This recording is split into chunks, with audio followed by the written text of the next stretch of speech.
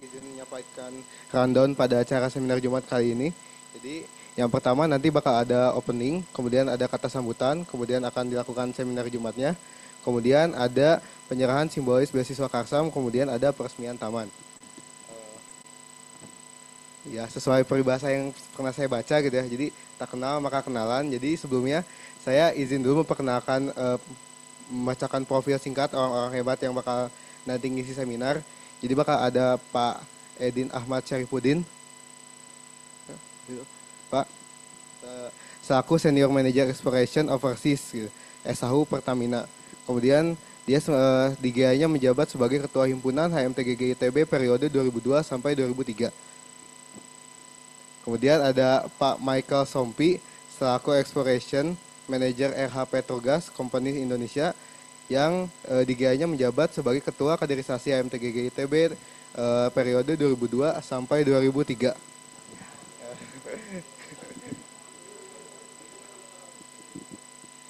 Oke, saya lanjutkan. Kemudian nanti bakal ada kata sambutan dari Bapak David Siregar selaku mewakili GIA Angkatan 1999. Kemudian ada pembukaan oleh Pak Mirzam Abdul Rahman selaku Ketua Program Studi Pasca Sarjana Teknik Geologi. Buat tanpa berlama-lama, buat Bapak David, boleh dipersilahkan memberikan kata sambutannya. Cek, cek, cek, cek, cek. Selamat siang buat kita semua. Sebelumnya izinkan saya untuk memperkenalkan diri. Saya David F. Siregar, merupakan alumni Teknik Geologi Angkatan 99.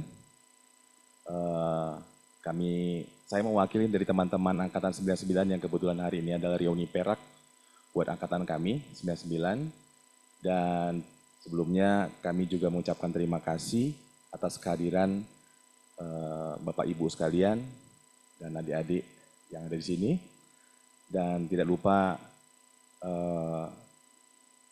kami mengucapkan juga terima kasih Ibu Emi, Pak Kris, dan Mas Nuki untuk kehadirannya. Senang bisa melihat Bapak Ibu di sini.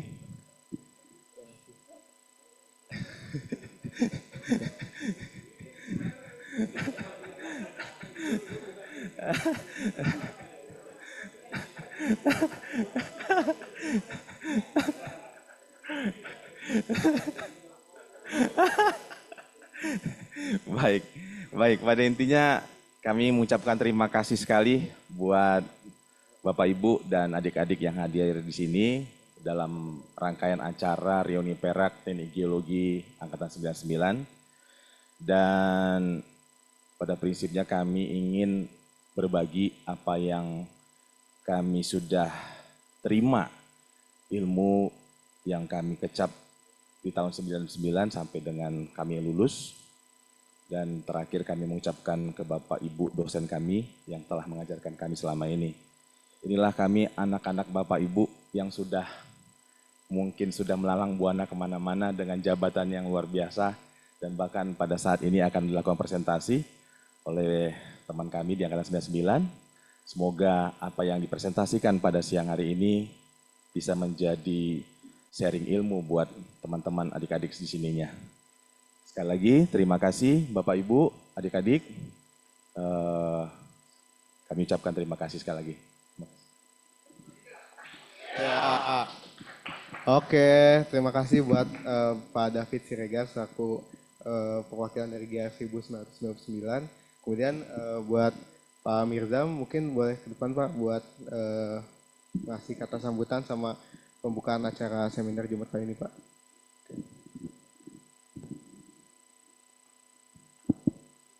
Bismillahirrahmanirrahim. Assalamualaikum warahmatullahi wabarakatuh. Salam sehat, salam sejahtera untuk kita semua. Yang saya hormati Bu Emi, Pak Kris, Mas Nuki, Mas Igun, nggak lupa. Teman-teman 99, kemudian para mahasiswa, dan juga teman-teman yang hadir secara online lewat Zoom. Jadi seperti disampaikan Pak Mas David gitu ya, bahwa kali ini kita berkumpul dalam rangka 25 tahun tidak terasa gitu ya. Tapi kalau secara geologi kita semua masih satu umur. Kuarter, jadi masih satu umur. Pertama mengucapkan terima kasih kepada para sponsor ini. Ada PT Da Energi, ya Dekada Multi Energi, itu punya Pak David juga. Kemudian ada Bank Mandiri, tentu saya mewakili pribadi, mewakili Prodi dan juga sivitas di sini. Ucapkan terima kasih kepada Prodi karena menerima kembali kami apa adanya seperti tahun yang lalu. Rangkaian kegiatan tadi disampaikan oleh MC bahwa hari ini akan ada seminar Jumat seperti biasanya, kemudian diikuti oleh penyerahan beasiswa untuk kuliah lapangan, ada revitalisasi Taman 99, kemudian dilanjutkan juga nanti malam kita punya kegiatan untuk mengenang teman kita yang sudah kembali lebih awal, dan minggu depan insya Allah kita berkumpul di Karangsambung untuk sama-sama nostalgia kembali, di mana kita belajar dulu kuliah lapangan dan juga mengantarkan dosen kita yang memasuki masa purnabakti. Tentu saja yang disampaikan kita sekarang tidak bisa membalas kebaikan Bapak Ibu dosen semua gitu ya. Itu masih sangat sedikit apa yang bisa kita kontribusikan, tetapi mudah-mudahan itu sebagai bentuk itikat baik kami kepada alma mater. Terakhir terima kasih buat teman-teman 99. Saya sangat menanti sekali masa-masa ini kembali gitu ya. Kalau yang lain bekerja mungkin tidak merasa, saya itu seperti tidak pernah berubah gitu ya, karena saya dari kuliah sampai bekerja di sini gitu ya. Tapi menanti waktu ini rasanya lama sekali. Tahun lalu saya punya kesempatan pada waktu temu akbar. Sayangnya pada waktu saya habis memberi sambutan, saya harus pulang lebih awal karena bapak mertua sudah berpulang. Nah, apa yang bisa saya lakukan saat teman-teman kembali ke sini adalah satu, saya harus memantaskan diri bahwa saya layak diterima sama pasukan 99. Maka saya menjaga itu dengan sangat baik sekali. Supaya kalau ditanya seperti apa Mirzam, ya bisa tanya nanti ke adik-adiknya seperti apa gitu ya. Kalau kurang udah siap Mas Nugi, saya besok siap dilantik. Demikian sebagai pengantar dari saya. Terima kasih. Wassalamualaikum warahmatullahi wabarakatuh. Oke, terima kasih buat Pak Mirzam atas sambutannya. Mungkin biar gak berlarut-larut, buat sekarang bakal dimulai seminar Jumatnya. Buat pemateri yang pertama bakal ada dari Pak Edin Ahmad Syarifudin. Mungkin boleh dipersilakan Pak buat presentasi. Oh, oh langsung berdua, oke Mas. Boleh.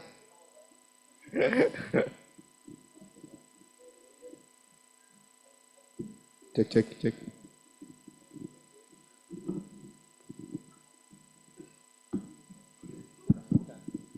Cek.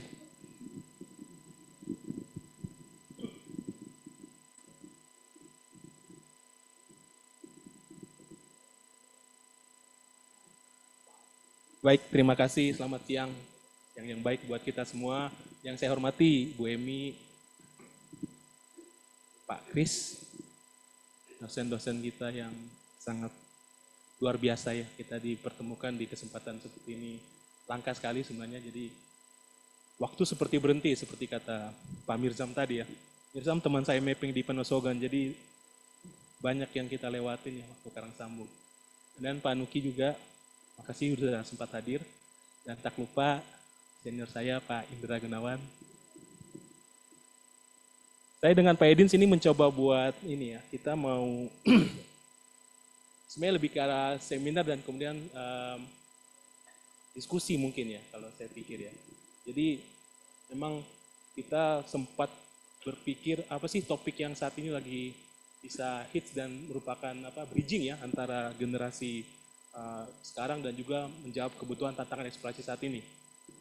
Kebetulan memang secara praktisi kami ini bukan penggiat atau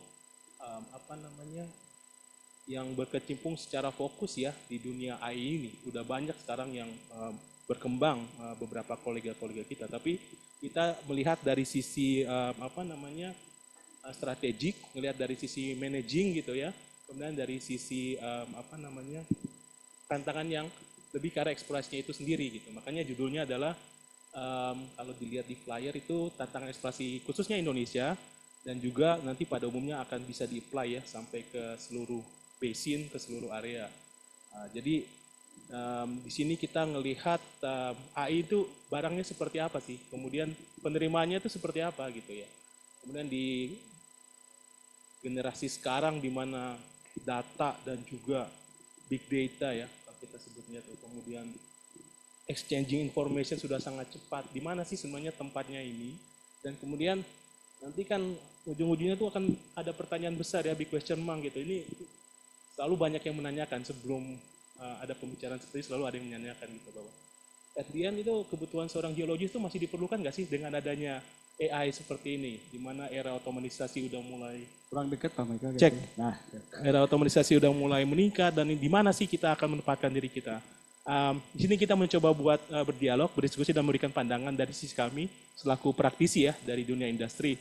Kebetulan lengkap juga ya, saya dan Mas Edin ini sebenarnya kalau secara exposure mungkin AI-nya enggak, tapi secara eksplorasi mungkin kita bisa menjawab ya beberapa pertanyaan yang akan muncul dari teman-teman dan mungkin dari Bapak Ibu. Kalau yang nanya dari dosen ada ini juga, ada takut juga kita jawabnya. dialog ada Pak Igun kalau eksplorasi tenang. Jadi ya kira-kira gitu, mari kita sama-sama berdialog gitu ya, dan kita cek lah kira-kira saat ini di mana sih kita tuh, where we are gitu as a geologist ya, untuk menyikapi. Mungkin gitu Pak Edin, kita mulai dengan pemaparan atau diskusi dari Pak Edin. Jangan duduk. Siap. Kita kan berdua dong. Ini kalau ketua himpunan yang minta nih ya. Susah gitu. Bu Emi, Pak Kris, Mas Nuki, Pak Igun. Yang minta siapa? Pak Mirzam tadi ya? Pak Mirzam? Jadi buat semuanya, bismillahirrahmanirrahim. Assalamualaikum warahmatullahi wabarakatuh. Di hari Jumat kita baca sholawat terlebih dahulu. Allahumma sholli ala Muhammad. Terima kasih kesempatan yang diberikan rekan-rekan 99. Ini sebenarnya harusnya mereka Bu, terutama Ambu yang harusnya di depan.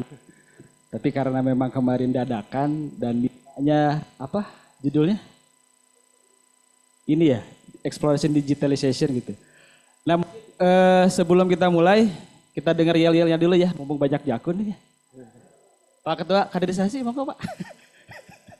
1, 2, 3. Ya. 1, 2, 3. Ya.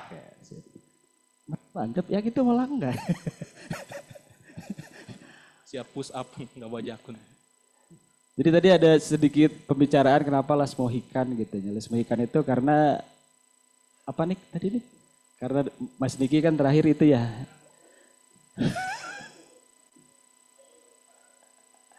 Mas Niki itu dulu kelihatannya kayak tangga, tapi sekarang udah nggak bisa gitu kan. Baik, sebelum kita mulai dengan AI-nya, saya minta teman-teman terutama yang berjakun nih ya, kita kasih berapa vouchernya? Kita kasih elektronik. Mau berapa? Ya, elektronik voucher. Tanakin aja mau berapa? 100, 200, 300, 400? Pak Ketua? Selamat datang buat Pak Haryawan, Pak Ketua.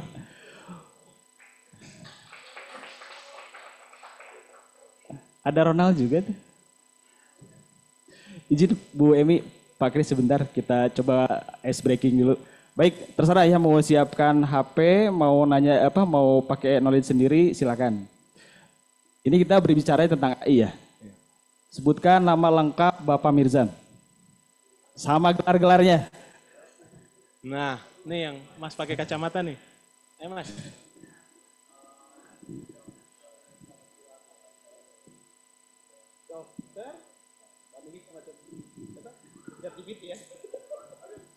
Apa?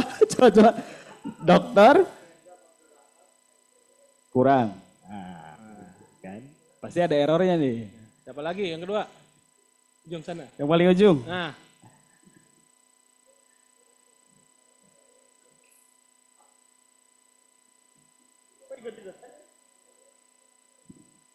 Dok Mirzam.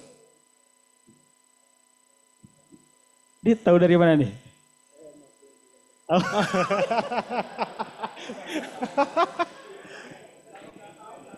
Tepat. Tepat ya. Bahaya kalau nggak bisa tahu Pak ya. Nggak jadi kolokium berarti. Baik. Nanti dicatat ya. Mas siapa Mas namanya Mas? Mas Nanda. Nanda. Nanti ke ibu yang di belakang itu. Ya. Disetor nomor handphonenya ya. Ya. Oke. Makasih Mas. Mas Nanda, baik. Oh Kaim juga. Oh sama nih. Lebih ganteng gitu. Iya. Makasih gue nggak ngomong tapi ya iya. Oke, yang kedua, ini pasti nggak akan ada nih kecuali yang tahu. Kapan tanggal lahirnya Bapak Mirzam? Mau pakai chat GPT, mau pakai web, nggak ada. Boleh. Boleh. Boleh. Ini bagian admin bener. Oh, ya, nggak apa-apa. Kita ini kan open public ya. Hah? Oh iya siap, nggak apa-apa. Berapa? Nah, ayo. Nggak apa-apa. Weh. Benar, Mas Mirzam? Benar, Pak Mirzam? Hah? Oh benar. Siap Bu, silakan store nomor HP ya ke ibu yang di belakang ya. Karena yang terakhir ya sebelum kita mulai. Ini soalnya memang hubungannya kan jadi memang nanti akan ada kaitannya antara database kemudian knowledge itu pasti ada keterkaitan lah gitu ya. Walaupun sebenarnya gara-gara materinya nggak banyak ya kali ya. Iya betul. Yang terakhir sebutkan penemuan eksplorasi terakhir. Penemuan eksplorasi terakhir.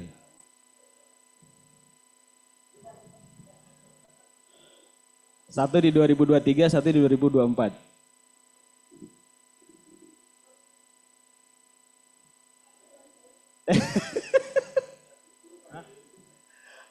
Kasih clue.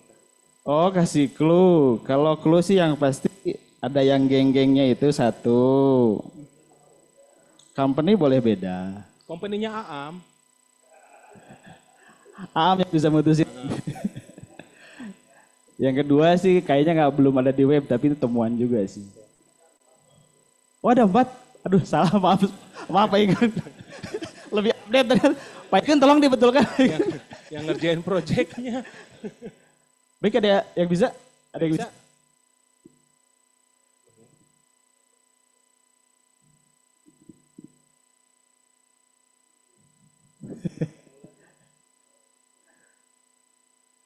Satu dari Eni Am ya? Satu dari INI, Italia. Satu lagi dari mana ya? Oh Badala. Satunya lagi Harbor. Atau Pak Igun kenapa Pertamina belum Pak Igun? Ada yang Maret 2024 Pak Igun.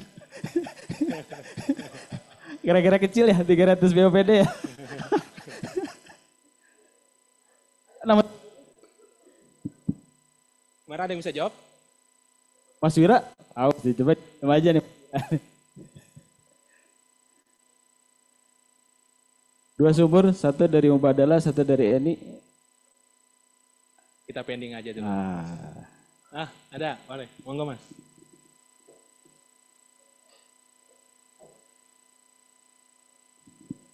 Izin Mas, perkenalkan nama saya Iram, saya dari Teknik Geologi 2019. Kalau tadi pertanyaannya 2 eksplorasi migas berarti ya Mas ya? Yang terakhir tadi. Kalau tadi dengar bisik-bisik dari belakang sih. Sama emang udah pernah dengar juga. Sama udah pernah dengar juga sih sebelumnya yang viral ya, bisa dibilang viral waktu itu. Pertama tuh di Blok South Andaman di offshore-nya Aceh. 8 TCF atau 6 TCF ya dari Mubadala Energy. Sama tadi disebutnya apa satu lagi ya? Eni ya tadi. Kalau Eni tuh setahu saya di Delta Mahakam ya bloknya. Nama sumurnya, bentar. Pernah dengar waktu itu Mas? Oh ini sebentar. Bengal, bukan ya? Kalau friend boleh nggak nih Mas? Geng North Mas. gitu. Satu lagi di Geng North. Itu mungkin penemuan terakhir ya. Jadi sebenarnya teman sendiri nggak usah khawatir karena ternyata yang dulu kita anggap play-nya mungkin sudah existing gitu, ternyata kan setelah dilakukan berbeda konsep ternyata banyak penemuan lah seperti itu. Baik, Udah 3 ya, Din ya. 3 ya. baru 3. Nanti di tengah-tengah kita bikin lagi. Iya siap. Masnya nanti setor ini ya. Berapa ininya? Ada uang elektronik ala kadarnya. Berapa? 500.000 ya? 500.000. Nah, Bapak, ini yang saya perlu tahu nih audiens terutama yang pakai jakun. Udah ngambil kuliah petroleum geology belum? Belum ya? Oke, oke, oke. Nanti kuisnya menyesuaikan berarti ya Pak Edi nih. Ya, baik. Oke, baik, makasih. Mau lanjut Pak. Ya, terima kasih Pak kaderisasi. Baik, kita mulai karena memang tadinya kita kasih 3 judul ya awalnya ya, tantangan eksplorasi, kemudian tadi termasuk yang penemuan-penemuan terakhir, konsep playnya seperti apa. Yang terakhir malah ditawarkan dari tadi dosen pernah tua gitu ya, Pak Mirzam gitu. Intinya ternyata teman-teman ini lebih suka dengan istilahnya lebih ke artificial intelligence lah gitu ya. Walaupun tadi sekilas saya nanya beberapa hal di awal itu ternyata tidak semua yang ada di dalam digital itu bisa jadi betul, bisa jadi tidak gitu kan, atau malah kurang lengkap. Bahkan knowledge kita itu malah lebih diutamakan. Contoh kayak tadi tanggal lahir kan sebenarnya susah ya. Yang tahu kan yang punya data dong gitu. Nah, seperti itu, jadi ada beberapa hal yang memang belum tercover lah gitu seperti itu. Namun demikian ada satu yang paling penting bahwa di dalam AI ini sifatnya lebih ke percepatan sebenarnya. Karena ada beberapa kali time consume yang kita butuhkan seperti tadi ya, kita nanya kan lumayan tuh ada beberapa lama ya, nanya-nanya dulu, call a friend kayak gitu. Nah di AI itu ternyata dia lebih cepat gitu ya. Kita tidak sebenarnya tidak mengharapkan bahwa otak kita itu sama dengan komputer, nggak seperti itu. Tapi bagaimana kita istilahnya itu utilize lah data-data yang ada di web, data-data yang ada di cloud, itu yang bisa kita akses.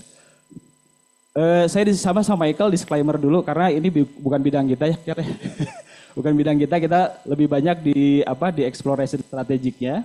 Cuma nanti kita lihat bahwa ini adalah bagian dari tools yang kita gunakan untuk untuk yang tadi beberapa question, beberapa tantangan yang bisa kita jawab dalam waktu cepat dan singkat seperti itu. Kadang ya kalau kita kan memang di manajemen kadang itu beberapa kali kan dibutuhkan hanya quick decision aja kan ya.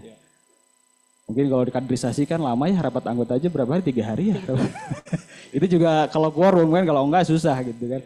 Nah, sebenarnya kalau di rapat anggota ada online gak sih sekarang? Oh ada online juga.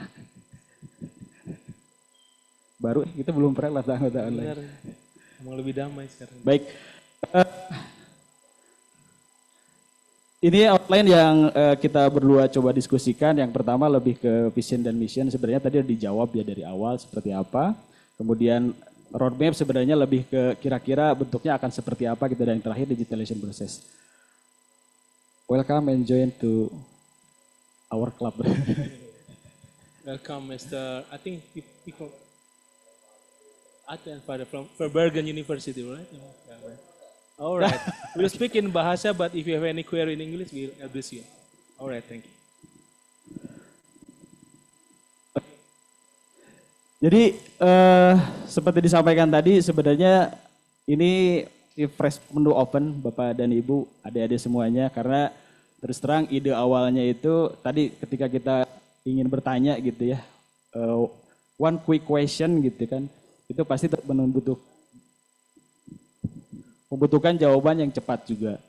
Mungkin kalau di sini kan sebenarnya data-data terus terang kalau di basin sudah cukup banyak ya sebenarnya ya.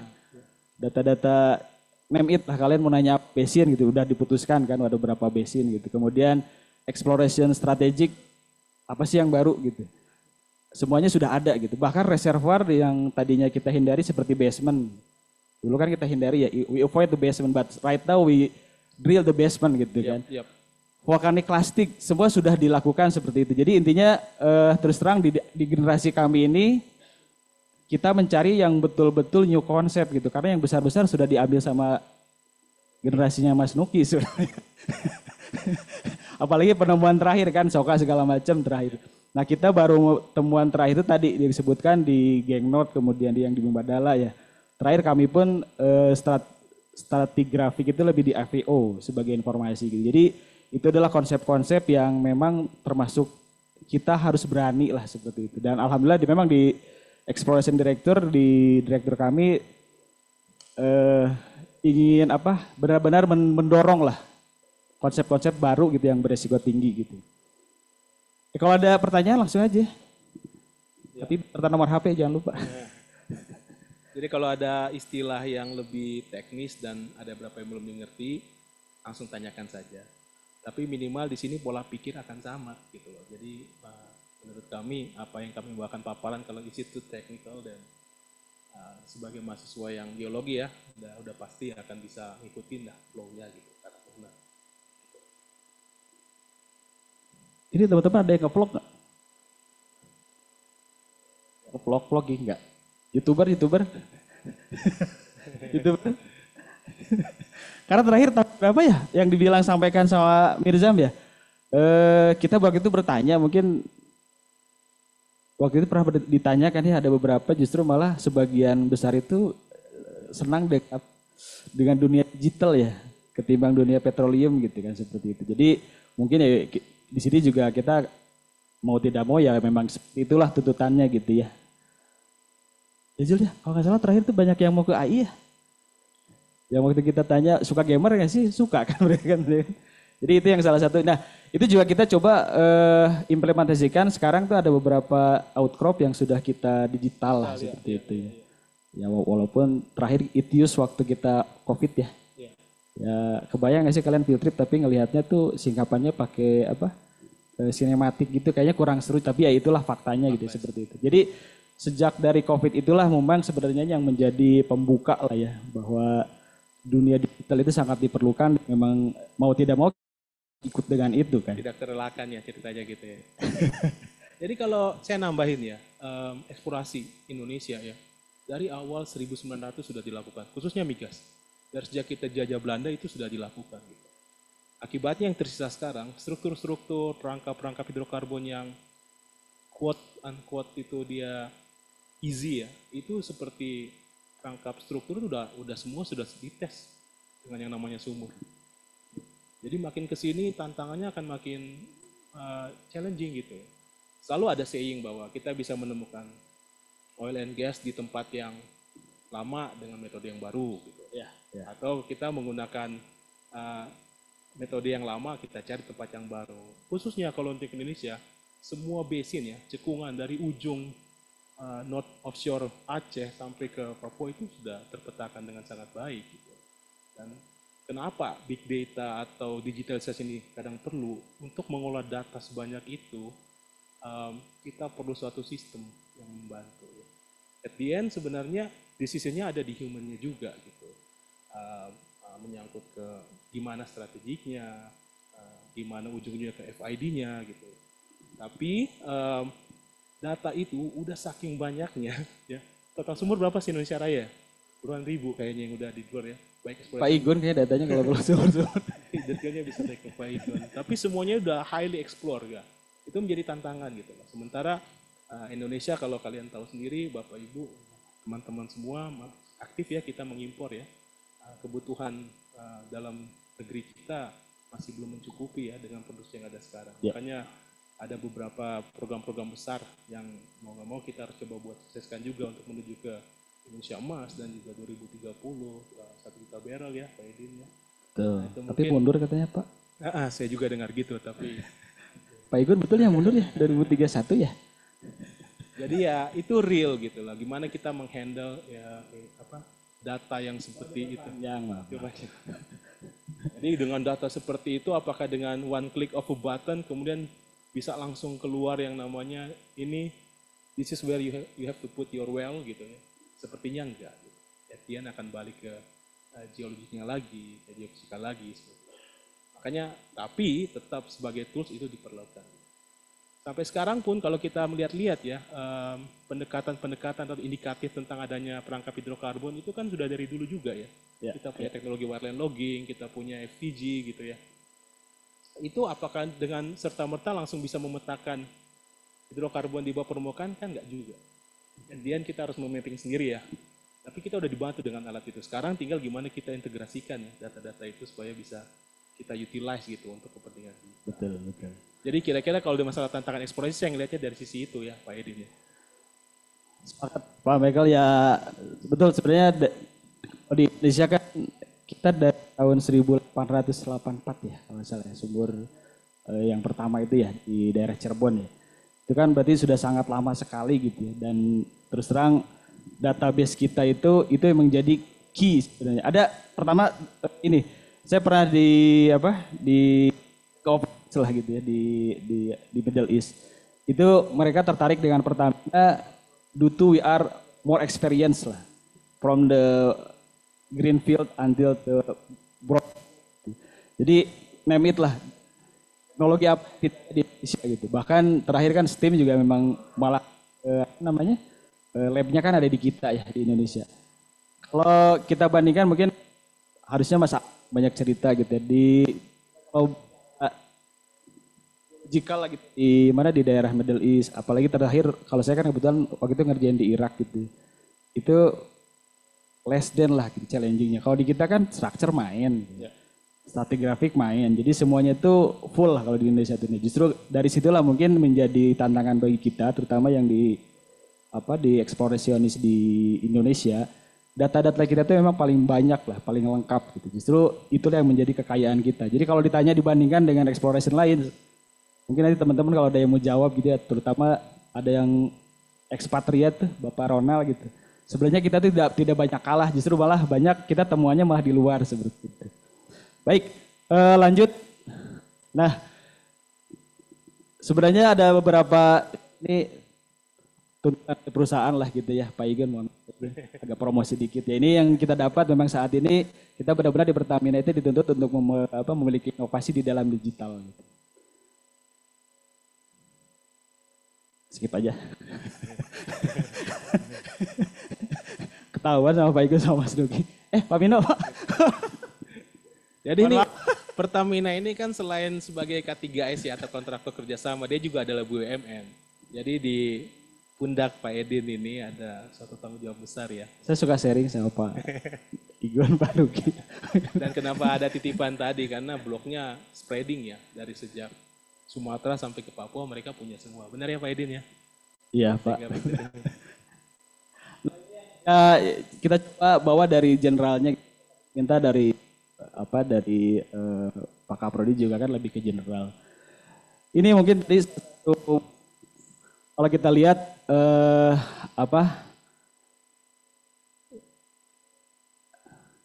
nah sebenarnya kan kalau kita refleksikan tadi kuis pertama gitu ya, ada beberapa yang memang kalau kalian buka di ChatGPT gitu ya, atau di Google sebenarnya itu udah lengkap data-datanya gitu. Kalau kalian kerja tugas pakai ChatGPT boleh nggak sih? Boleh. Oh nggak pernah ya? Bagus. Nggak boleh. Siapa dasar?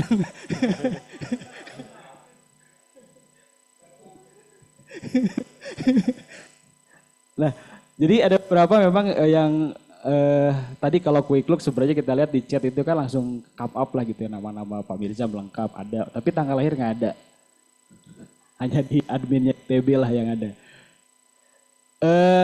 Ini saya hanya mengutip dari pernyataan dari seorang CEO lah, yang pasti kalau secepat apapun dalam mesin tetap yang menjadi main makernya itu ada di otaknya manusia masing-masing lah seperti itu.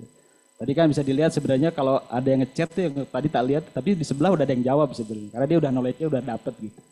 Jadi mungkin di sini lebih kepada bagaimana cara menentukan quick decision itu tergantung dari input yang kita masukkan ya. Kalian masih punya itu ya, garbage in, garbage out ya? Masih dapat itu guys? Garbage in, garbage out nggak ya? Geocom ya dulu tuh. Oh belum. Juga. Oh nggak apa-apa. Jadi intinya sebenarnya apapun data yang kita masukkan ketika itu memang lebih valid, makanya yang saya senang dari teman-teman di TB di GIA itu bahwa kita tuh harus kalibrasi data dulu. Jangan pernah menyatakan apapun tanpa ada data. Justru data itulah yang menjadi key point kita gitu. Dan itu jadi ide pun gagasan kita memasukkan dalam sebuah AI-nya ini kan. Di artificial intelligence inilah yang kita masukkan, memang data-data yang kita input itu adalah data-data yang paling update lah, yang kita tahu gitu seperti itu. Sebenarnya kalau masalah data, Mbak Feby lebih banyak sih ya, Mbak Feby ya. Di beliau kan ada di Woodmac itu lebih data-data banknya lebih banyak lah seperti itu. Balik dulu Din, balik dulu. Nah, jadi ini mengutip nih, speed is the new currency of business. Jadi berapa lama sih pekerjaan mengevaluasi suatu area sampai bisa kita tahu ada potensi hidrokarbonnya, sampai kita tahu di mana kita taruh sumbernya dan kita tahu berapa banyak besaran yang ada itu. Berapa lama? Nah, kalau masih belum paham itu bisa berkisar ya dari 3 bulan sampai 1 atau 2 tahun. Ya. Nah, dalam waktu 3 bulan sampai 1 tahun itu dikerjakan dalam beberapa tim nih, terutama kalau di Pertamina timnya kan besar ya. Jadi kalau beberapa tim, at the end dalam 1 tahun ada satu agenda buat ketemu nih dengan Pak Edin nih, kira-kira gitu ya. Ketemu dengan Pak Edin, dari semua tim mengajukan 5 sampai 6 prospek, ya kan. 5 sampai 6 prospek, timnya kira-kira ada 10, jadi ada 60 prospek gitu ya. Nah, untuk mau kita taruh 10 sumur, ya, dari budget, dari semua yang sudah diperhitungkan, dan yang dikeluarkan kira-kira 10 sumur gitu ya. Nah, ketemu Pak Edin ini kan cuma 1 jam ya kadang ya. Dalam 1 jam dia harus bikin decision dari 6 yang masuk ini, mana sih yang mau dikerjakan. Nah, di mana akhirnya di detail ini penting gitu. Seperti tadi saya coba mengemphasize saja ya apa yang dikatakan gitu. Pada saat pengambilan keputusan cepat, karena dia nggak mungkin ya kita buat go through semua pekerjaan teknis yang sudah dilakukan oleh 1 tahun oleh tiap grup itu, buat kita lihat satu persatu lagi. Dan kita harus decide pada saat itu. Makanya ini menjadi tools, balik lagi ya, kata kuncinya itu tools ya. Bukan sebagai main driven. Nah, that's the key point. Itu sih Pak yang saya coba ini, jadi biar ada gambaran. Keywordnya kan tadi ya, jadi new concept in the media ya. Yep. Kalau bisa digambarkan di sini, kita nih berada di mature field gitu ya. Sementara kita dituntut discovery seperti awal ya. Di sinilah tantangannya bahwa konsep apa, data apa namanya, mana yang pernah kita kerjakan itu tentu menjadi basic di awal gitu kan, seperti itu. Jadi teman-teman kalau misalkan kita coba yang suka dengan sebenarnya gitu aja ya, paket seperti itu kan gamenya, kalau enggak misalkan racing gitu ya. Jadi sebenarnya zaman Warcraft gitu. Kemudian Heroes sebenarnya sama konsepnya dengan game-game yang sekarang gitu. Heroes tahun berapa gitu. Heroes tahun berapa ya, lupa gitu. Jadi dia bahwa main areanya itu di sini dengan konsep yang sama, dengan data yang sama kita mencoba konsep yang baru gitu. Jadi bagaimana kita tahu bahwa konsep itu sudah dipakai atau tidak, itu kita kembalikan ke data gitu. Jadi itulah yang menjadi dasar sebenarnya bagaimana kita mencoba new concept di dalam mature area itu, kita coba di data-datanya. Baru ya, itu juga lama gitu. Betul. Tapi dapat discover. Iya. Ya. Mungkin Pak Indra bisa ngerjain kalau kita nggak bisa ngerjain Pak.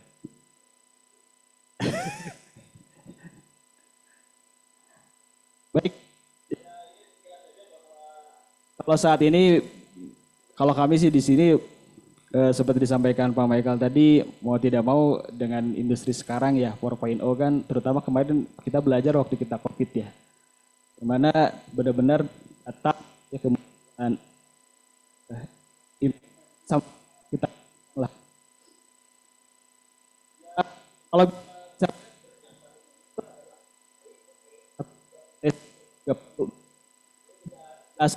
cepat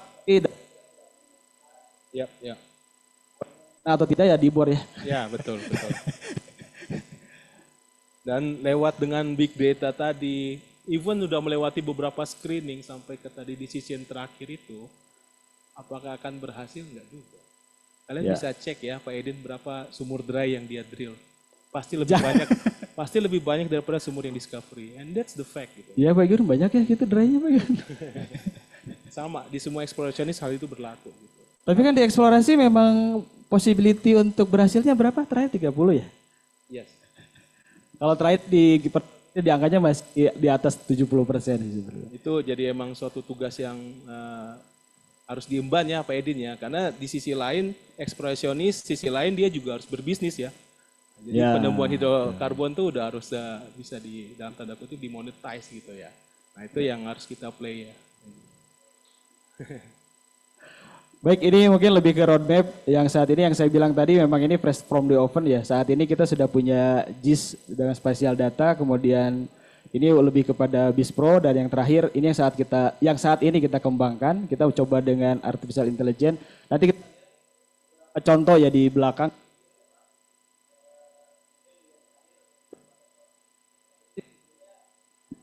Teman-teman di sini kalau di company kami di Pertamina itu semua kan based on the cloud system gitu ya, tidak perlu komputer sebenarnya.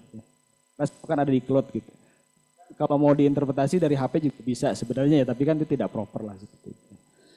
Jadi kalau dari basicnya kan kita mencoba cloud itu kan working from anywhere anytime ya. 247 kayak ini dong iklan. Yeah. Ini sedikit gambaran, nanti intinya kita coba diskusikan. Untuk spasial data sebenarnya kita berapa kali sudah dengan data yang kita punya. Dan lebih kepada bahwa di sini yang paling penting kita sebenarnya paling paham lah atau paling mengetahui dengan data kita sendiri lah seperti itu. Ini sebagai bentuk gambaran, justru beberapa kali kalau kita menentukan tadi discovery, kemudian konsep play itu bisa kita lihat dari hasil sumur seperti. Dan ini sebenarnya ketika kita ingin mengerti atau ingin menentukan sumur pemborannya, tentunya dari lah yang menjadi keywordnya kita gitu ya untuk penentuan sumur-sumur berikutnya termasuk dalam konsep dan segala macam. Sebenarnya kalau mau didemokan beberapa kali kita coba ketika kita klik dalam satu sumur itu kita bisa tahu laporannya seperti apa, kemudian formationnya seperti apa, bahkan terakhir operationnya seperti apa. Ini sebenarnya dulu kita tuh waktu kuliah apa ya? Ada kan data-data yang seperti ini ya kita masukkan ya. Stratigrafi Indonesia. Ada. Stratigrafi analisis mungkin ya. Itu sudah di bundle ya dalam satu data package gitu. Baik, ini mungkin lebih ke sketch saja.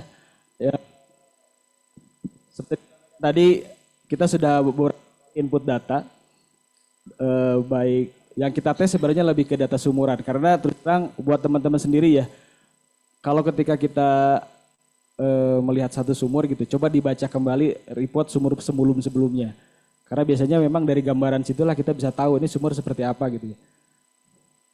Itulah data-data yang paling penting buat seorang geologis gitu, seperti apa. Nah contoh misalkan kita coba masukkan satu area di ini sebagai sama kita mintakan seperti ini. Biasanya memang di dalam sebuah meeting itu kan ingin mengetahui sebenarnya yang jadi target itu di formasi yang mana gitu. Nah kita masukkan coba tampilkan di grafiknya. Cukup seperti kalian sudah pernah pakai GPT kan ya? Sudah sering berarti ya. Jadi persis sama seperti itu, kita chat seperti ini pertanyaan yang kita tulis, keluarlah bentuk-bentuk seperti ini. Jadi di dalam sistem yang kita buat sendiri, dia bisa menjelaskan, deskripsikan, ataupun bisa membuat satu grafik. Makanya tadi saya bilang, kalian pernah kerjain tugas pakai itu nggak sih? Nah, kalau di tempat kita itu beberapa kali kalau diminta picture gitu, justru kan dari gambaran sini kan kita bisa tahu ya. Ini jumlah sumurnya kan, dan di sini formasinya berarti sampai saat ini kita baru bermain di dua sumur ini nih, di dua formasi ini kan. Kalaupun mau minta konsepnya, nanti ada beberapa di daerah sini nih yang belum temuan.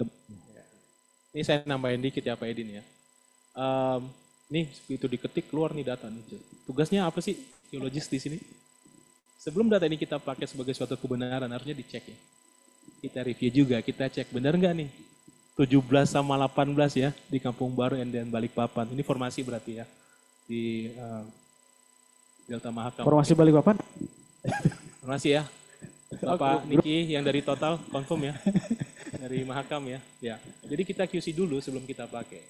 Sebenarnya bisa kadang suatu cepat karena kita sudah yakin dengan kemampuan atau performance dari data digital kita bisa langsung kita use. Tapi hati-hati gitu. Pada saat membuat satu keputusan tetap harus kita QC dulu. Ya.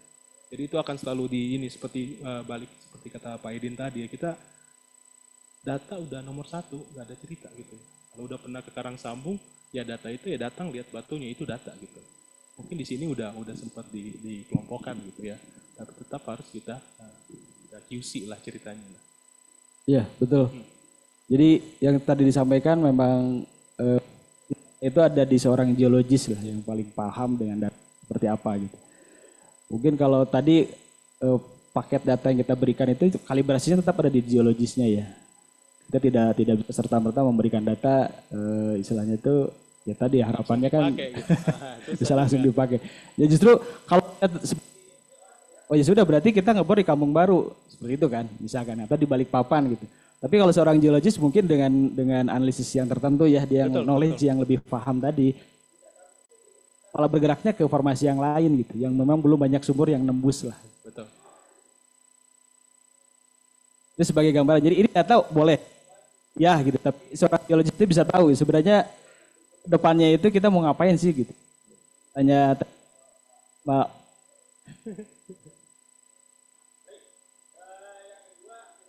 di data test sebenarnya data test itu kita coba masukkan gitu sesuai dari data-data yang ada. Di sini kita lakukan dua tes seperti ini. Kita masukkan beberapa data gitu ya. Kemudian kita tanya nih di sini nih. Buatkan tabel perbedaan sumur tes antara 193 dengan 168. Dia membuat satu perbandingan comparing. Ini adalah listnya, kemudian inilah hasilnya.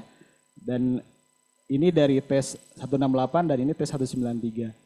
Sebenarnya kalau dari sini kan bisa kita tahu ya, kalau yang itu kan ada di total gitu ya, kalau yang show itu ya lokal.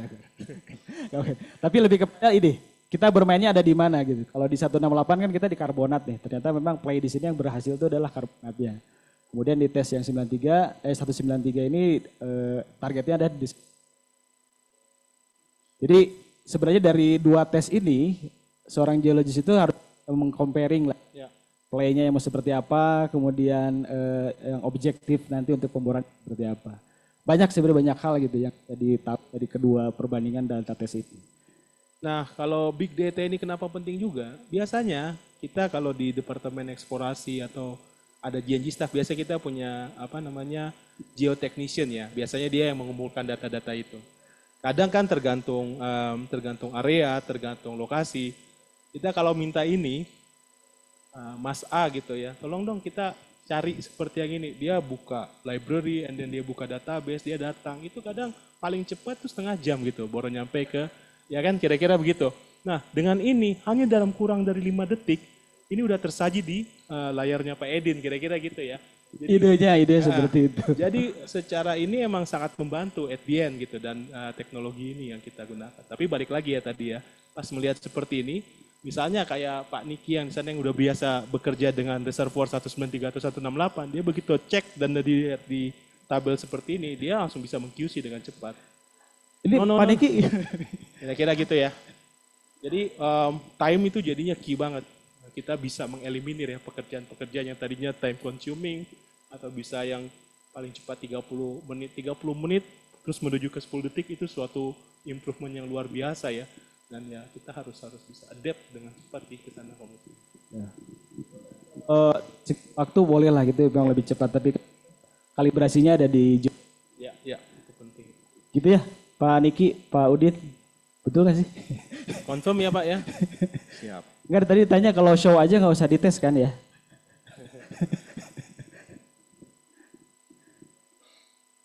Baik, ini sebenarnya lebih ke deskripsi lah gitu ya, deskripsi. Terkadang kan geologis itu kalau ditanya di posdil ya, Pak Michael ya, Pak ya, di posdil kan suka ditanya tuh, justru strong knowledge-nya geologis itu dilihat dari posdilnya ya. Betul. Ketika nanti misalkan ada satu, kalau berhasil sebenarnya yang nanti yang menyatakannya manajemen sih Pak Michael. Tapi kalau nggak berhasil kita yang harus menjelaskan gitu. Nah, di sini mungkin strong point-nya adalah si artificial intelligence ini memberikan beberapa clue lah. Kira-kira apa saja sih yang menjadi, yang biasanya, itinerary yang biasanya disampaikan oleh seorang geologis gitu kan. Tadi yang pasti kan dibilang dari heterogenitas formasi, ya bisa aja mungkin beda fasies atau segala macam lah ya. Ataupun ternyata beda dari teknik operationnya gitu ya. Kalau geologis biasanya kenyalahinnya operation ya. Ya, biasa di drilling department itu. Nah, ini beberapa clue sebenarnya yang bisa dipakai ketika seorang geologis menggunakan artificial intelligence dengan data-data yang ada lah seperti itu. Baik, sebelum dimulai lagi ada yang bertanya?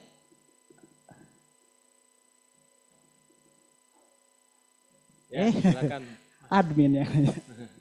Silakan Pak Ketua. Oke, sebelumnya perkenalkan dulu saya Tri, selaku moderator tadi, izin bertanya.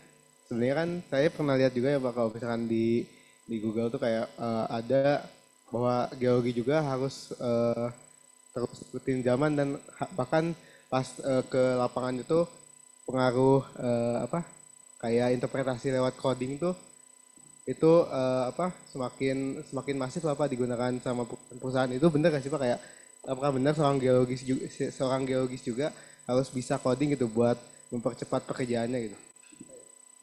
Harus bisa coding ya. Gitu Pak. Terima kasih, Coding Pak. kalau nggak salah di sini geokomputasi ya.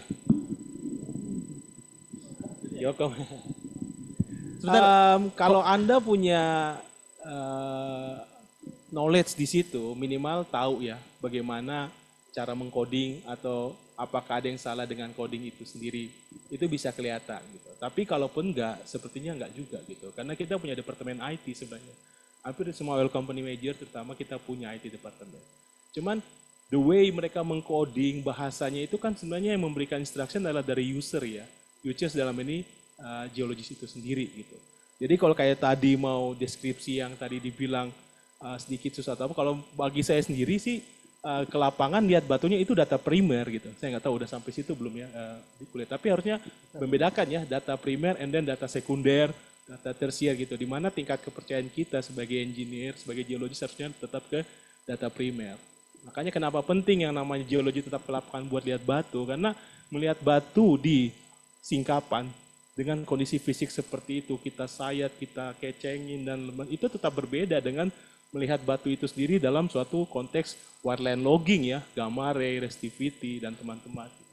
Dan itu udah data sekunder karena dia diambil berdasarkan menggunakan alat juga. Sementara kali ini kita lihat. Nah balik lagi ke yang tadi, kalau punya which is better ya, lebih advantage ya kemampuan coding itu ya. Tapi sepertinya kalau menjadi compulsory, dari saya sih enggak ya, enggak tahu Pak Edwin. Lebih ke mungkin kalau coding atau tidak lebih ke knowledge-nya aja ya. Terus terang kalau untuk ini memang ada beberapa coding kita masukkan tapi kan bukan di expertnya di kita ya. Tapi lebih kepada ada bagian dari di IT-nya ya seperti itu. Ya kalau geologis tahu coding akan lebih baik. Tapi maksudnya untuk hal seperti ini ya. Tapi geologis ya basicnya ya tadi memang harus tahu dengan batunya ya. Bahkan di perusahaan kita itu sekarang sudah mulai ngajak beberapa departemen gitu untuk tahu sebenarnya kondisi geologi itu seperti apa sih, litologi itu seperti apa gitu. Biar mereka juga lebih paham bagaimana tantangan atau challenging yang kita hadapi ketika di dunia migas gitu. Ya kalau lebih tahu lebih baik Mas. Jadi Suka ini coding gak ya?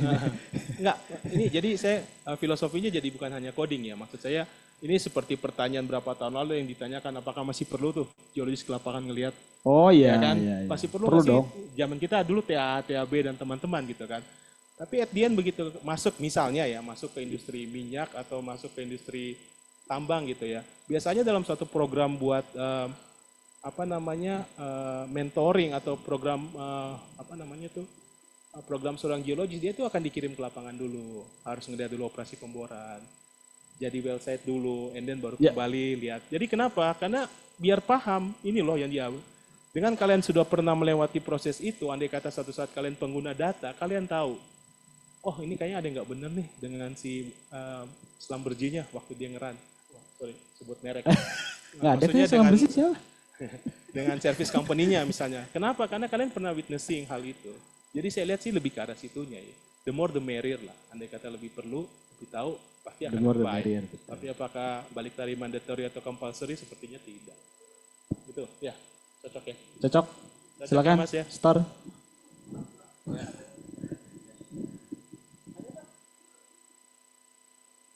Yang tadi nanya langsung store nomor handphone ke ibu yang di belakang katanya. Iya. Kita Oke, batasin kan. selamat selamat sore Pak. Perkenalkan saya Ridan dari GA22. Izin bertanya. Mungkin pertanyaan tadi sedikit nyambung sama pertanyaan saya. Seberapa jauh misalnya penggunaan mengenai AI, mengenai coding-codingan berpengaruh ke dunia geologis itu sendiri. Sementara kita tahu kalau misalnya geologis itu benar-benar data dan pengolahan itu kita olah di lapangan, tapi penggunaan AI di geologis itu akan berdampak sejauh apa gitu untuk kedepannya. Mungkin begitu. Terima kasih, Pak. Balik lagi ya, jadi seperti yang tadi udah disampaikan, kita ngomong tentang big data. Jadi big data itu data yang besar ya. Saya ambil contoh ada salah satu lapangan ya di daerah Papua ya, kebetulan tempat saya bekerja. Kita punya sekitar 500 sumur ya. 500 sumur. Kemudian di area 500 sumur kalau sudah sempat ngambil kuliah petrofisika ya atau ke Mas Nuki gitu, satu sumur biasanya punya logging data sumuran wireline logging tuh 3 lah minimal ya. Belum tambah advance-nya 6. Jadi 700 kali 3 kali 6. Kemudian top formasi di tiap sumur beda-beda ya kan. 12.000 data. Jadi gimana sih kita punya suatu bank data yang sangat besar yang bisa suatu saat seperti tadi kita call data itu dia keluar gitu dengan cepat gitu kan. Tapi apakah bisa sekarang? Sebenarnya bisa aja. Pak Edin misalnya nulis lapangan saya misalnya kita ngomong Mahakam kali ya. Lapangan Mahakam A gitu ya. Saya mau naruh sumur, kira-kira lokasi koordinatnya di mana? Bisa nggak keluar? Bisa aja gitu. Tapi QC kamu tetap panjang, Mas.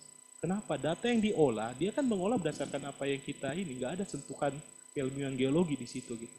Padahal metodologi yang dipakai untuk suatu area bisa jadi berbeda loh. Ya. Ada satu sumur, punya Pak Edin tuh banyak tuh di daerah Mahakam ya. Kita ngebor di sini, kita pindah sejauh 5 km ke utara aja, pasirnya itu, batu pasirnya masih nyambung gitu. Tapi ada juga kita cuma pindah sekitar 30 meter, hilang pasirnya. Itu AI masih belum bisa mengklon. Makanya tetap geologis, stratigrapher dan teman-teman itu masih ada. Jadi di situ ya, kita harus menempatkan diri kita ini usernya gitu ya.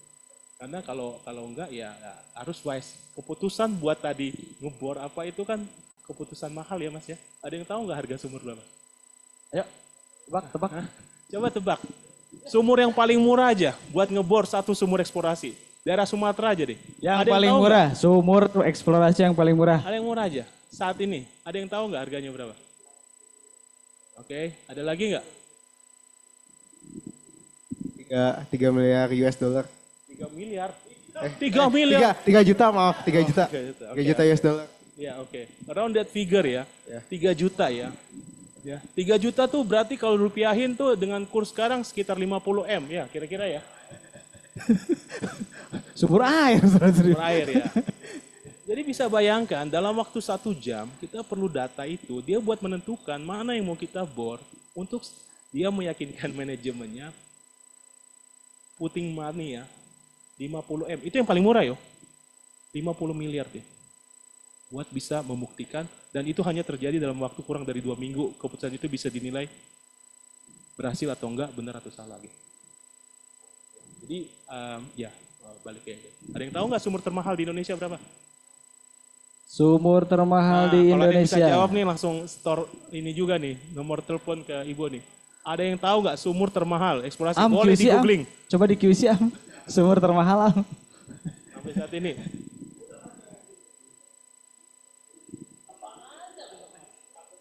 3 triliun. 3 triliun tuh berapa dolar? Aduh, kita kalau ngomong sumur nih, currency-nya tuh. 6 juta dolar ya.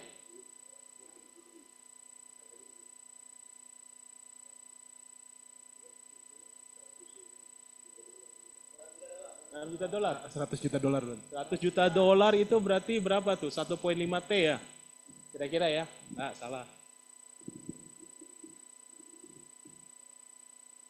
Mendekati lah, plus minus 10% kita kasih deh.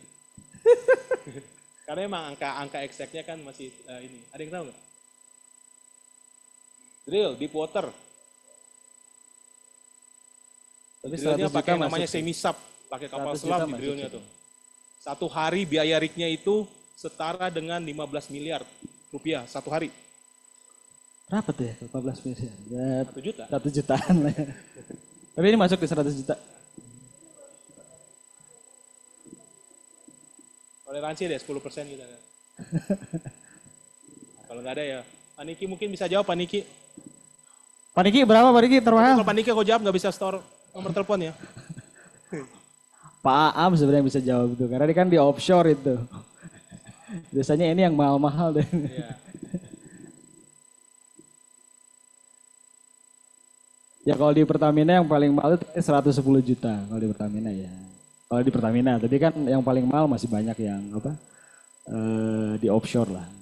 Tapi plus minus sama lah. Didrill oleh Seven Sister Company nih, perusahaan Amerika nih yang ngedrillnya. Ya. Ya kalau nggak kita next question aja ya. Buktinya nggak dapat, soalnya emang data itu nggak dipublish. Gitu. Jangan dipublish. Kalau di chat GPT paling keluarnya 100 up to 150 juta kan. Bahasanya kan gitu. Tapi oke kok 100 juta. Jadi ya itulah memang resiko yang kita harus ambil gitu ya. Dengan investasi sebesar itulah gitu. Sebelum diakhiri ada yang nanya lagi? Ada pertanyaan? Ya.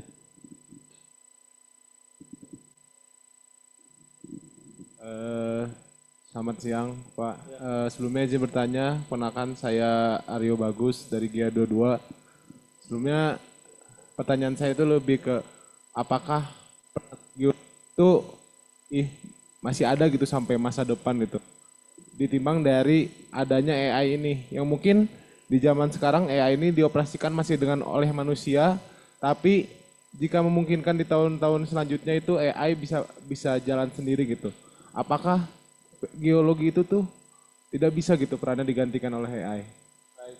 Gitu. Selanjutnya gampang-gampang susah ini. Silakan Pak. Mau diserahkan ke ini nggak? Ke teman-teman dia 99. Boleh kalian mau jawab. Ini saya ngasih mic-nya ke sini. Ada pertanyaan, geng? Kalau AI gini masih diperlukan nggak sih geologis?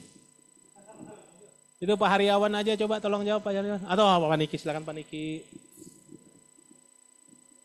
Cek. Ya, perkenalkan saya Niki, GIA99. Ini aja buat adik. Jadi apa yang sudah di-share oleh Pak Edin dan Pak Michael, itu semuanya kembali ke konsep dan logika geologi kita. Itu akan kita dapatkan di mana-mana. Cuma kita dapatkan di sini. Melalui Ibu Emi, Pak Kris, Pak Darji, Pak Mino, Mas Nuki, semuanya ada di sini. Nah jadi teman-teman belajar benar-benar lah. Karena kalau saya ingat dulu Bu Emi bilang, lihat benar-benar. Karena batu itu berbicara pada kita. Jelas itu. Apalagi kalau sudah disayat. Pak Kris juga bilang, kalau lihat benar-benar lingkungan pengendapnya, kita pasti bisa menjawab semuanya. Pada saat dia diendapkan, kita bisa jawab juga struktur geologinya dari Pak Mino. Jadi semua kembali lagi ke konsep sama logika geologi yang ada di teman-teman. Gak akan dapat di mana-mana, cuma di sini. Nah, mesin dibuat oleh manusia. Mesin akan nurutin apa yang manusia bilang. Dia bisa ditrain, yes. Tapi inputnya semuanya dari kita. Seperti apa yang dibilang sama Pak Michael, sama Pak Edin. Benar atau enggaknya, ya kita yang tahu. Tinggal terakhir, seperti kata Pak Michael tadi, marketing. Ya teman-teman harus bisa jadi marketing yang benar. Jualan lah. Gitu ya Pak? Siap Pak. Nah, jadi kembali lagi ke apakah ada masa depan untuk geologi? Ada lah. Bener aja loh, masa nggak ada. Ya. Ini pertanyaan bagus nih ya. Sekarang kalau masuk jalan tol kita ngetap ya. Ya kan? Pakai apa? E-money and so on so forth. Berapa tahun lalu konsep itu masih ini nggak? Takutan, di demo. Sekarang kalau misalnya ke jalan tol gitu ya. Masih nggak ada petugas sama sekali Mas. Banyak petugas ada. Tetap ada kan? Ada yang e-tolnya kurang, ada yang apa. Jadi apakah benar-benar tergantikan? Itu untuk suatu pekerjaan, mohon maaf ya, non-skill dan juga merupakan rutin. Sementara geologis itu kita decision maker at the end. untuk bisa ngambil suatu keputusan besar. Jadi optimisme itu tetap ada. Mungkin akan membantu, tapi ya kita nggak bisa apa ya, kemajuan seperti ini udah tidak terelakkan lagi, gitu ya. Dan kita nggak bisa kontra atau mencoba buat apa namanya kontradiktif dan menunjukkan ekstrim. Enggak, kita rangkul dong. Kita harus bisa adapt terhadap itu. Ya itu balik lagi lah, bisa ada teorinya Charles Darwin dan teman-teman. Tapi ya ini yang terjadi sekarang ya kita bisa. Kalau perannya nggak ada, saya sih sanksi ya. Untuk migas ya, karena kan geologis kan nggak cuma di migas doang ya. Tempat lain mungkin saya nggak ada kapasitas buat ya. Tapi kalau untuk migas sih, optimisme itu tetap ada. Jadi you don't have to worry dah. Tapi kalau ini bukan pertanyaannya dengan tools ya. Kalau kita dulu enggak, konsepnya dulu tuh 2000 tuh kita pernah, terutama saya sih pernah nanya ke geologis. Siapa dari ini ya, dari zamannya bukan Cinok dulu, apa sih itu Repsol ya? Jadi dulu pernah nanya seperti ini. Indikatornya dulu tuh dengan data 3D ternyata di bor malah dry gitu. Jadi ternyata dulu tuh pernah ada yang miss lah gitu kalau disampaikan dari senior kita itu, walaupun dengan data seakurat apapun ternyata memang yang bermain itu konsep di geologisnya gitu. Data oke, itu kita keluar dengan sebuah image yang paling akurat gitu. Tapi semua konsep kan ada di geologisnya ya. Apakah memang kita mau mainnya di strukturalnya, apa mau main di stratigrafiknya, itu akan kembali seperti itu. Jadi lu pernah dikasih tahu dari senior itu juga sama, bahwa konsep yang apa kalau dulu dibilang itu kan oil itu ada di otak kita ya. Kalau geologis ketemu tiga orang geologis bukan berarti 3 konsep, bahkan bisa jadi 10 konsep gitu. Dari zamannya Pak Edin ini kuliah aja, ya, itu udah dibilang 10 tahun sejak kita kuliah minyak tuh habis, tau gak? Ternyata enggak, malah temuannya makin banyak gitu. Jadi kan bingung ya, sebelum kami pun, angkatan-angkatan yang jauh lebih senior pun seperti itu. Wah, minyak habis tahun segini, minyak habis tahun segini. Undur terus, and yet sekarang kita masih standing. Jadi ya, balik ke yang tadi. Mungkin tantangannya akan berbeda itu aja sih. Tapi ya harus survive mas, buat bisa menjawab tantangan itu. Oke Din, terlalu lama Din, orang ngantuk nanti Din. Udah sih kalau dari materi dari kita sebenarnya udah selesai. Ini tadinya mau tak demokan tapi kayaknya begini aja lah, bagi yang tertarik saja. Karena ada beberapa yang bisa kita nggak usah di play, biarkan saja. Ini buat ini aja, buat apa? Ini juga sama beberapa data yang kita masukkan. Ini data yang kita ambil dari report dari lapangan. Kita bisa sebenarnya inputnya gampang, tidak perlu manual, tinggal di scan, ambil areanya seberapa, mana aja data yang kita masukkan nanti dia bakal recognize sendiri sih seperti itu. Jadi Pak Am nanti nggak usah capek-capek Pak Am, masukin jadi gitu datanya. Kalau datanya manajemen tinggal besok pagi tinggal keluarkan aja grafiknya sih. Seperti itulah. Itu part of lah gitu ya. Bagian sebuah pendukung buat seorang geologis untuk menentukan next stepnya seperti apa, itu aja. Baik, terima kasih atas kesempatan yang diberikan bagi panitia, kemudian dari jurusan geologi Pak Mirzam, terima kasih Bu Emi, Pak. Mohon maaf karena memang data materinya memang diminta dadakan ya. Padahal udah siapkan sebenarnya stratigrafi gitu ya. Yeah. Petroleum system udah kita siapkan, tapi karena diminta katanya generasi jet sekarang kan senang dengan digital gitu. Pak bermain walaupun itu bukan keahlian kita ya. Betul. Terima kasih Bu Emi dan terima kasih Bu Emi, Pak Mirzam. Gitu. Gengs, makasih geng. Assalamualaikum warahmatullahi wabarakatuh. Waalaikumsalam.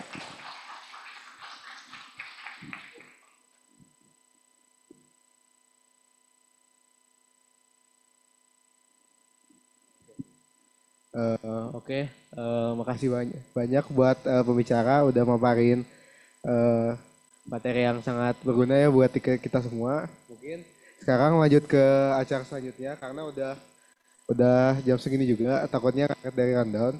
Jadi sekarang bakal ada penyerahan simbolis beasiswa Karsam gitu. Oh iya, sebelumnya buat Ibu Emi sama Pak Mino ada gak? Buat, Pak Mino ya, ada. Boleh maju ke depan Pak buat penyerahan sertifikat pembicara Pak.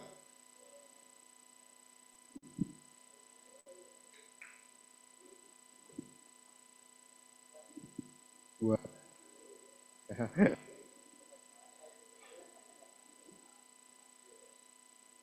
Ya, Bu. Silakan Pak. Bebas aja Pak. Pak Ami. Ya Bu. Ya. Bu Emi sama Pak Michael ya.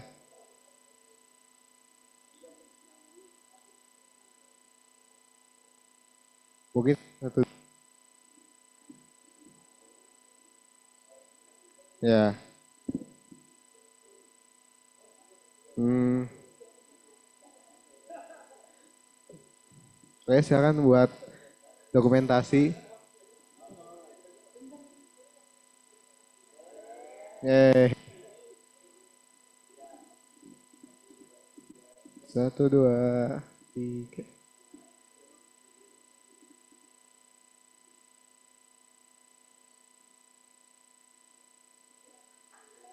Oke, boleh tepuk tangannya teman-teman.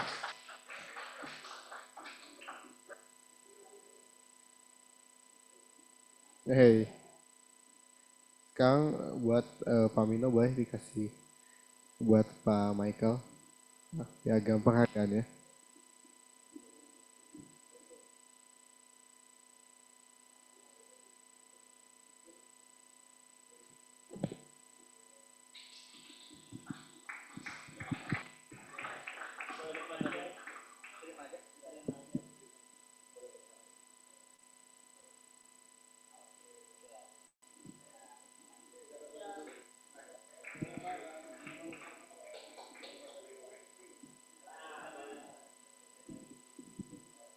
Oh.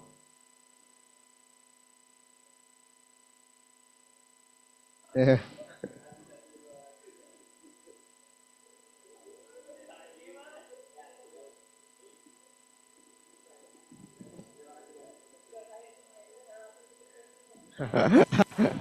Oke teman-teman boleh kasih tepuk tangannya dulu. Oke, buat buat rangkaian acara selanjutnya adalah ada penerimaan simbolis beasiswa Karsam dari angkatan G 1999 1999. Buat perwakilan G angkatan 99 mungkin boleh siapa ya? Mungkin buat Pak Haryawan mungkin boleh ke depan.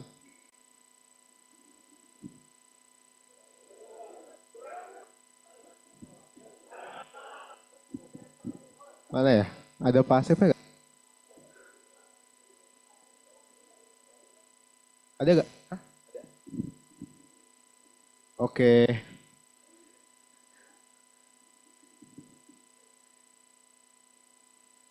Mungkin boleh buat membawa plakat beasiswa dari G angkatan 99 dari Selby.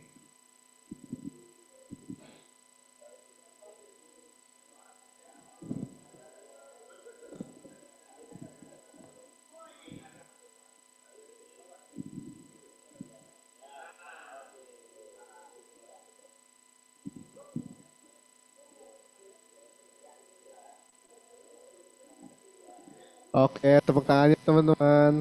Terima kasih.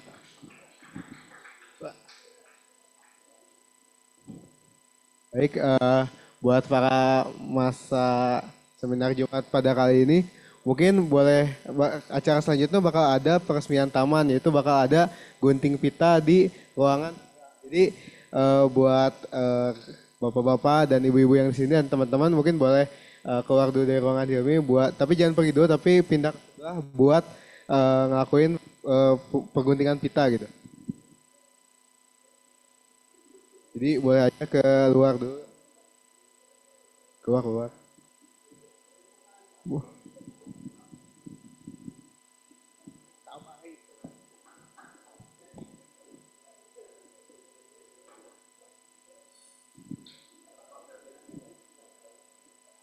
Buat.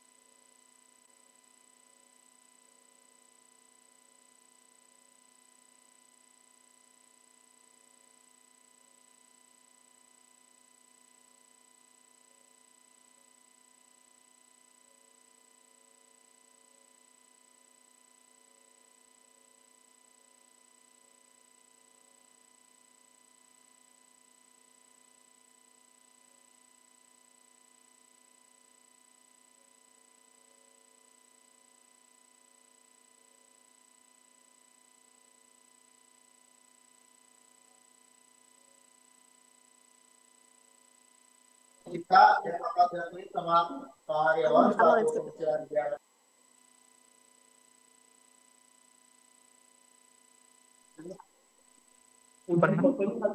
Ya, depan mana?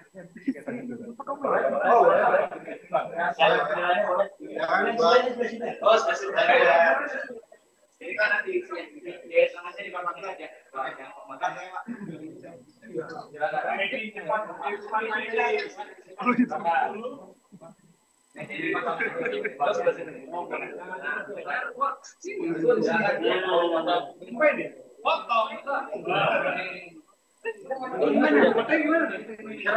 Depan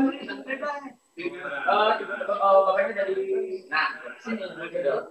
Oke, gunting. Sorry.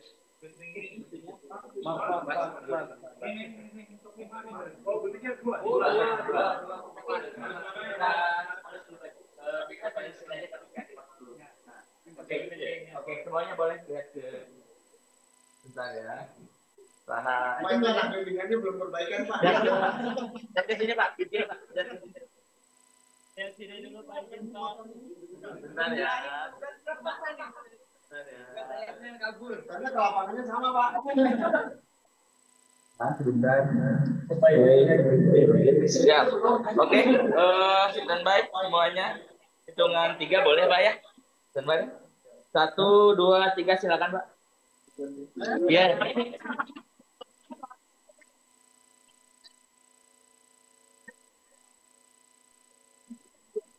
Tadi training dari sekarang yang benar ya, Om. Benar banget. Boleh dulu tangan lagi bantu.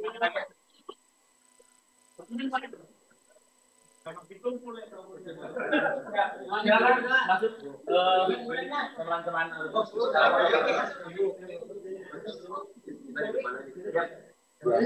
Depannya Ben. Yang boleh depan.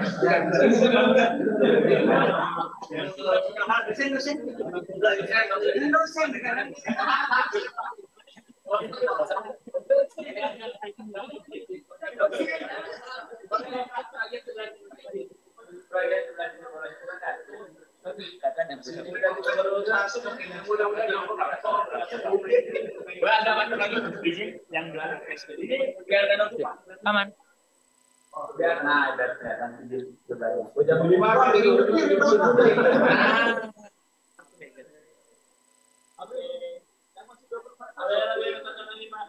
Oke, siap. Lihat sini semua. 1, 2, 3. Lagi masih 1, 2, 3. Yuk 1, 2, 3 siap ya. Siap 1, 2, 3 ya. 1, 2, 3. Oke lagi Pak. 1, 2, 3. Ini dari Bapak. Nah, boleh dilihat. Tahan.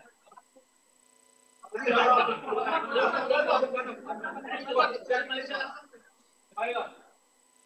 Oke, 1, 2, 3. Coba Pak.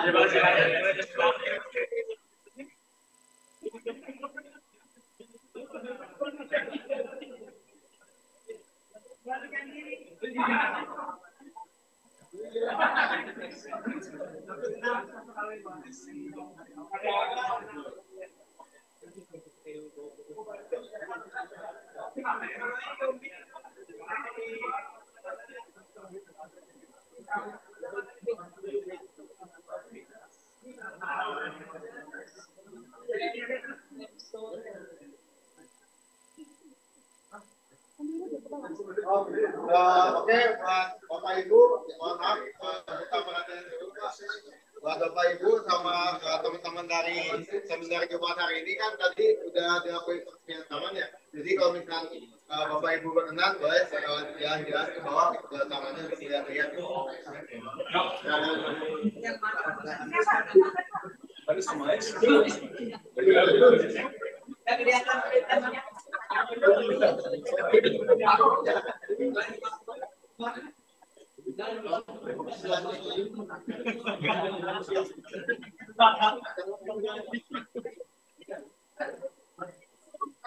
Keren juga saya acaranya saya. Bukan orang yang bikin.